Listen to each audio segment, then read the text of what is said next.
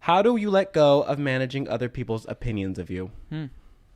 It's a great question that I'm definitely not an expert at. We just talked. I mean, that's kind of what we were just talking about. So, okay, I will give you a couple of thoughts. I don't know that I have a complete system for this, but one that I've mentioned that has helped me, at least online, is knowing your metrics. And the metric online, you can count downvotes, you can count hate comments, and most people, without defining a metric, will count negative responses to them. What you need to do is proactively define your metric of what you're going to count. And that can be close friends. That can be the opinion of a few people in your life, plus family. And then you can even weigh public opinion as a one-pointer against your closest friend, or whatever it is. But you do need to define who matters, who gets a vote, or what gets a vote. Because the world is so big and the human brain is so apt to grab the negative one voice out of a sea of positivity that you will just try to define your life based on where you're told not to go. Now, this is still, I mean, I recognize this. You're still managing the opinions of others, but now you're managing fewer people. I think that's important, is to decrease that circle and do one with yourself. Second thing I would say, and Ben mentioned this, is to read 6 Pillars of Self-Esteem, because just a lot of the exercises in there get you in touch with yourself. And if I had to say,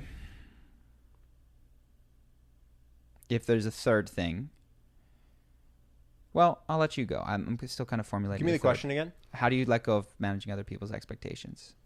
Opinions or expectations? Opinions. How do you let go of managing other people's opinions?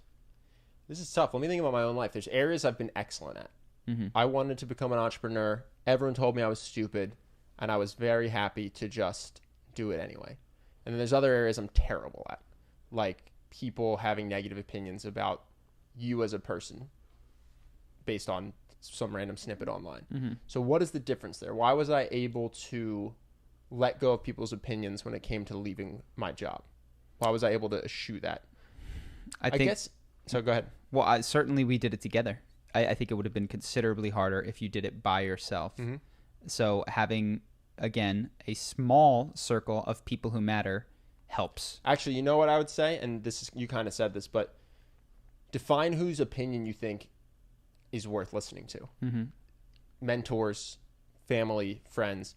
I don't think you just want to become the kind of person who goes, everyone is wrong and I'm right. Everyone says I'm a dick because they don't understand me. There's this weird lack of self-perception there, right?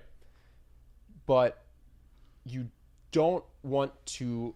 There's a great quote that says, don't follow the advice from someone who's not living the life you want to live. And I think that can apply beyond advice. So you don't want to care about the opinion of someone who shouldn't have value in your brain. But the question is, how do you do that? I'm not really sure. What helped me was having, in that particular instance, a carrot of what I wanted. You know, I had a clear dream of entrepreneurship and what it looked like. So it kind of depends if what you're talking about is being popular or doing something counterculture. When it came to doing something counterculture, open relationships, starting a business, what really helped me to go, I respect that that's the opinion of 98% of people, but I'm going to do my own thing, was having a really clear North Star, a really clear vision of the future I wanted, so that I could hear the feedback of people who I loved, who were telling me, don't quit your job, or you're crazy if you think that people will date you non-monogamously. Just go, you know what? Respect that that's how you feel. I'm going to give it a try because I feel very strongly that this will make me happy. So in that regard, having a clear dream is really helpful. I guess the part I still struggle with managing other people's opinions is just this general sense of judgment or of being good versus bad. Well, I think that the areas where you struggle the most are the areas where anyone is the most insecure, and that normally comes from however you were raised. So I don't know, for whatever reason, entrepreneurship was something that you're like, I was positive I would succeed. Yeah. Is the other thing with entrepreneurship. And you're less positive that you are good in a existential way. Isn't that human nature, according to Tony Robbins? We all fear that we're not good enough, and we all fear that because we're not good enough, we won't be loved. Yeah. That is the human condition. So this is a tough question in that you asked a very broad one, and hopefully we've given you a handful of things. The last thing that I would add into this is, because we often think of these online. The truth is, in our own lives, we've done a pretty good job of carving our own path.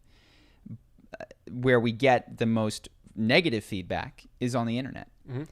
No one in my life has ever been as mean as internet comments could possibly be. Nope. So that's where my brain goes to. I don't know that. Yeah, fits I this wish I knew. particular I wish person. I knew the context. Yeah, It'd be actually, really- it'd be and much more give helpful us to- a bit more context in questions generally. It'll help a lot. But the last thing that I'll say is, Yeah, if I knew this was how to manage the opinions of others when quitting your job, I could give you a much different and more useful answer. Sure. Because I don't know if you're talking about dating or work Yep. or general social media bullying. Yeah. I'm not really sure what the question is. so this may or may not apply to you, but controlling your environment is very important. So we mentioned defining who matters. It's also limiting access of people who don't.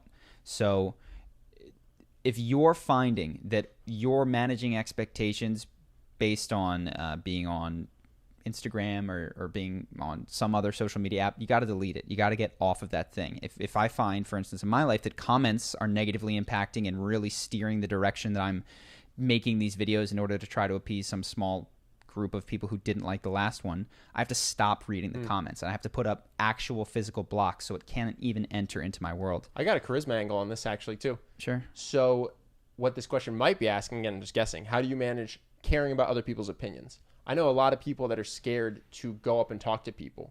They're afraid to approach people Yeah, we at might bars. be answering this in the Well, worst they're way. afraid to approach people at bars. They're afraid to go to networking events and talk. They are afraid to talk to strangers for fear that they won't like them. To which I would say some of them will not. Yeah. And the people with the most success in talking to people have had the most failures. And so if this is an area like that, experiencing failure can be really helpful. So you're like, how do I manage people's opinions? I don't want other people to not like me. If you just go up and make a terrible impression and survive it, that can often be the best thing for you because you go, can't go worse than that. Yeah, sure. And it gives you a little bit of a social invincibility. And I always say, people ask questions, how do I do this in college? I'm like, don't do it on campus. Go somewhere that's not a close social network and start making conversation with strangers in an area where you can bomb 100 times without worrying about your reputation. Yeah. And that will give you social courage. So again, if this is a charisma, I really don't know what we're asking, but if it's a charisma question of how do I be at a party or be at a networking event and not worry about what all these people are thinking, go somewhere where you can afford to fail and then go fail a bunch and then realize you've survived, and that will actually empower you greatly. Sure. Yeah, let's wrap with that. And you can even do that in your head. You can imagine the worst case scenario. Take a deep breath. Everyone hates you. Okay. Well, anything less than that is a win. So that's sorry that was scattered. I think it's slightly a symptom of the breadth of the question. So narrow them down if you guys have more questions. Give us some context.